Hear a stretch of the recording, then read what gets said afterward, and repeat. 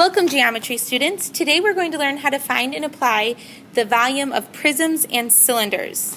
Before we begin, I want to discuss the difference between volume and surface area.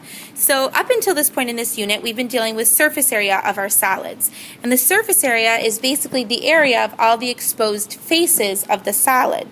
The volume, however, is how many cubic units can fit inside of the solid. So we're no longer looking at the exterior exposed surface, we're looking at how many cubic units are within it. So think about if you were to take something, a pitcher for example, and fill it with sand. How much sand could fit into that solid? That's what we're looking at for volume.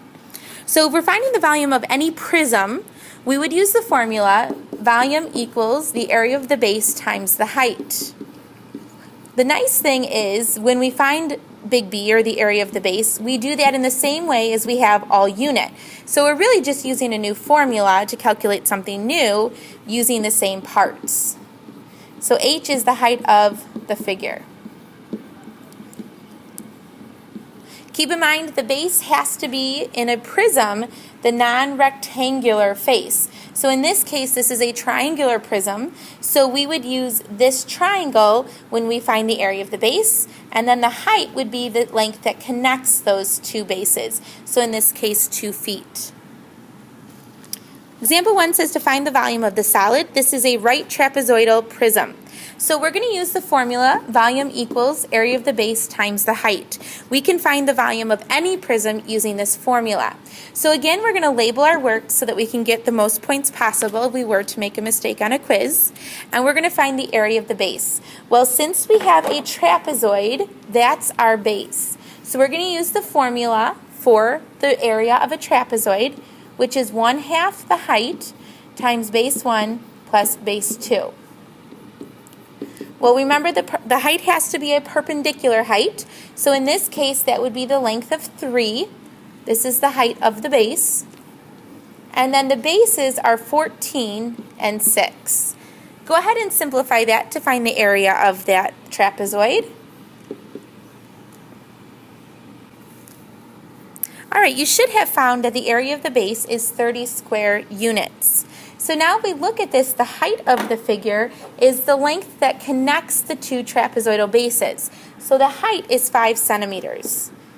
Since our formula is volume equals area of the base times the height, we're going to do 30 times 5, and we can calculate the volume to be 150 centimeters cubed. Keep in mind we're dealing with cubic units now instead of square units, and that's because we're looking at how many cubic units fit inside of this object. The volume of a cylinder can be calculated using the exact same formula. The reason for that is both prisms and cylinders have 2 congruent bases. So we're looking at any object that has 2 congruent bases as a use of this formula. So the capital B is again the area of the base,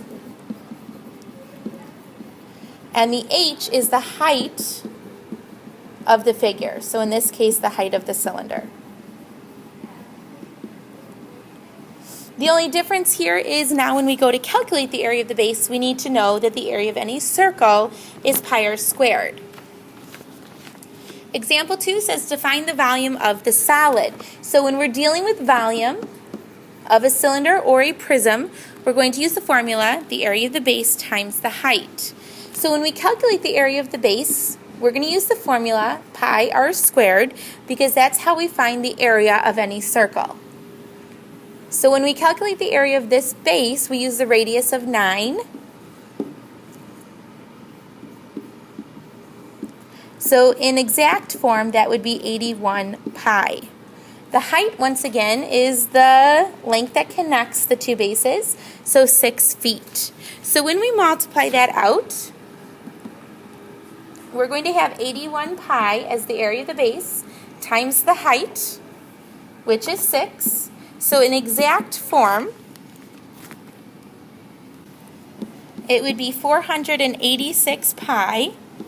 As an approximate, we would have 1,526.81 feet cubed. So be aware if we're looking at exact versus approximate answers, there will be a difference in how you show that. All right, go ahead and try the You Try Nows and come with your questions tomorrow. Have a good day.